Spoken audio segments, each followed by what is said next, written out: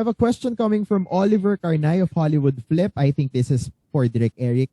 How was the process of casting? Who first came aboard among the cast members? Okay. Let's start with Alexa and Rob. I saw Alexa on Instagram, and I knew from the very beginning, in terms of casting, that I wanted people to represent. It's an ensemble piece. There are several men, there are several women. I wanted an ensemble representation of who this generation is. So I knew from the get-go, aside from the nudity,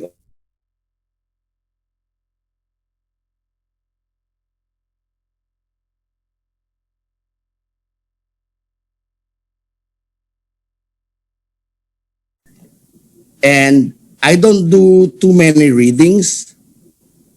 I do a reading once or twice, but my main goal in the auditions is really to ask the actors about themselves, because my work is done 80% on the casting side if I talk to the actors and their lives, their attitudes, and their insights are closer to who they are in the movie. Which leads them to, in the end, when we start shooting the movie, they don't really need to act. Just a bit of information. I tried casting Rob in 2 other films. But A Girl and a Guy, when I asked Rob about things about this character, I realized Rob is really rough. And Fiona, after explaining the character to her, I also found out that Fiona is really Alexa. So imagine the convenience of asking your actors not to act, but to only react on the scenes because they're actually like that after all. And direct, super naging happy ka po after choosing all of them. Hindi lang po si Rob at si Alexa. I mean, even the other support cast. What's your reaction after mong mapanood yung performance na? I think it shows in the film. A lot of people may not know this, but a lot of the scenes were improvised.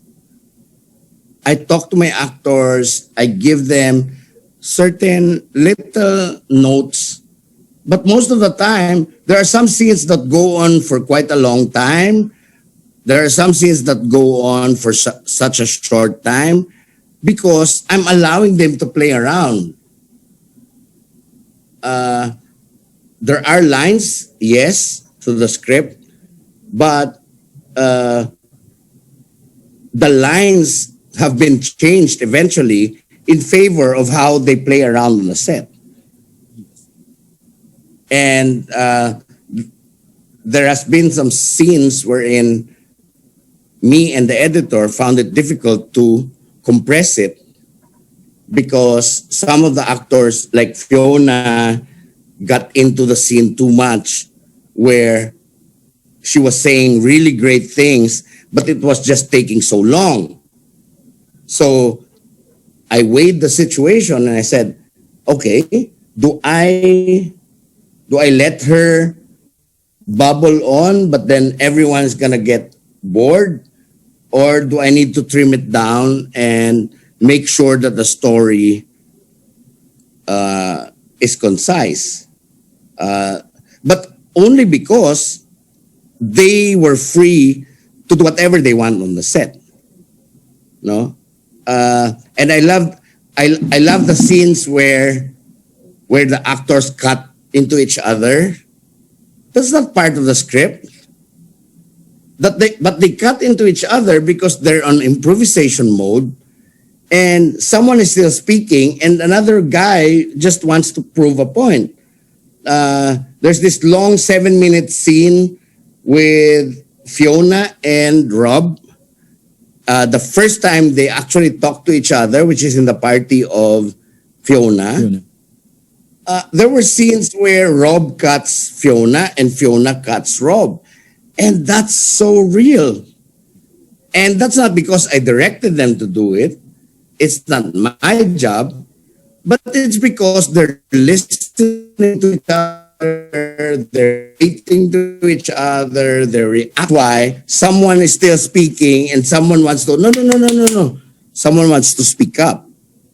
And it makes it so genuine, so real, and organic. Yun. Kaya naman palakpakan nyo ang inyong mga sarili dahil pasado ang inyong acting kay Direk Erik. Congratulations.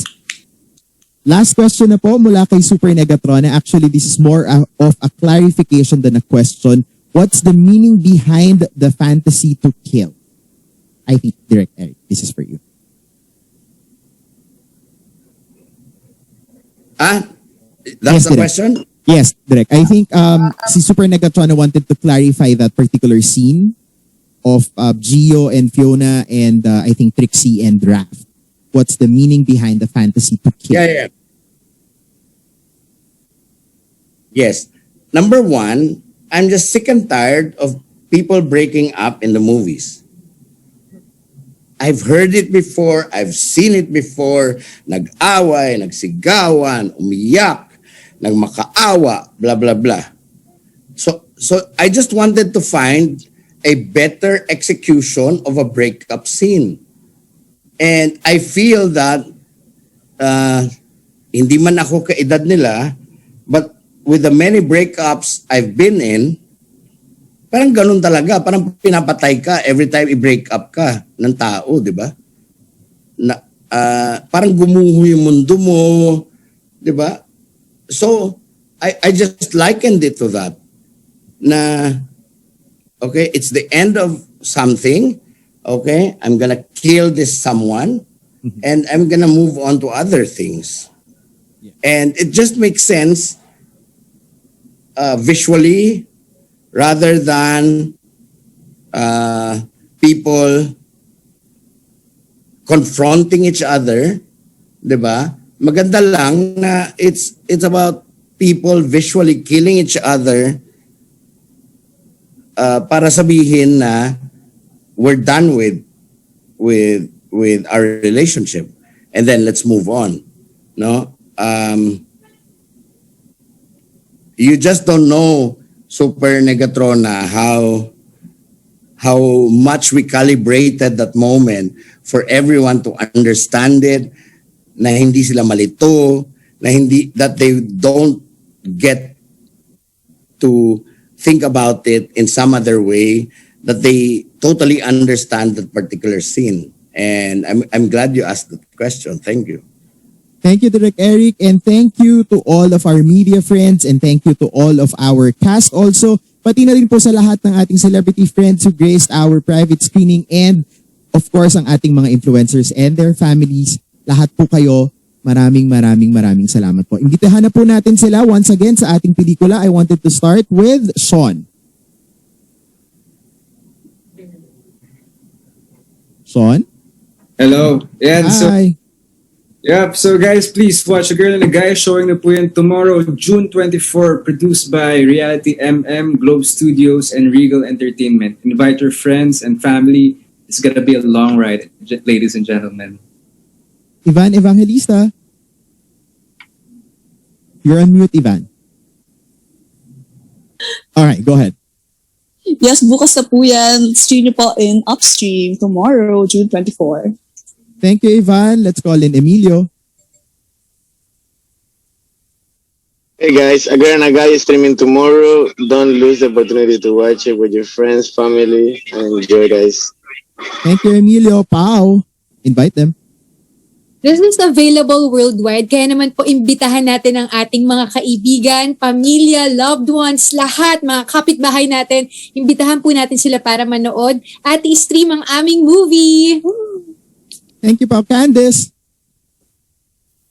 Yes, guys, this is a movie starring Alexa Miro, Rob Gomez, and yeah, I'm there. Also, Carlo Tarobal and Sarah Holmes. Thank you, Candice. Rosh. Makakasama rin po namin dyan sina Sean Salvador, Pau Benitez, Chloe Reyes, Ivan Evangelista, Roeder Kamanag, Donna Cariaga, and Miss Marina Benepayo. Sarah. And yes, this movie is directed by the one and only Erik Matti. I hope you guys watch it. Woo! Rob, your final words.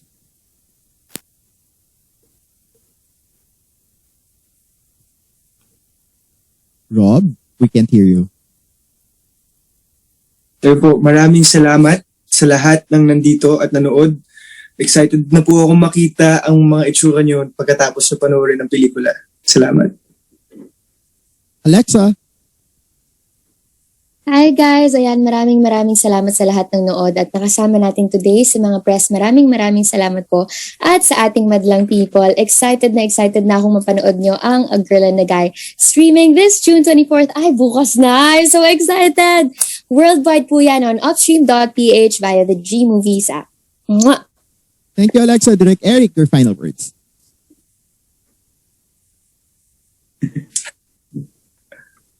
Thank you everyone for watching the film. Have fun watching it, and I hope you enjoy it. We need the punch in the gut. So enjoy. Thank you, Direct Eric. Now is the time to compose those tweets as we humbly ask for your help to spread the word about A Girl and a Guy. This is not just their movie, this is our movie. Kwento po nating lahat ito at oras na para makita ng lahat ang mga hubad na mga katotohanan sa henerasyong ito. On behalf of Globe Studios, Regal Entertainment, Reality MM, and Upstream, ako po si Mark Salamat saying thank you for joining us and let's continue to embrace the world of streaming. Keep it here on Upstream.PH.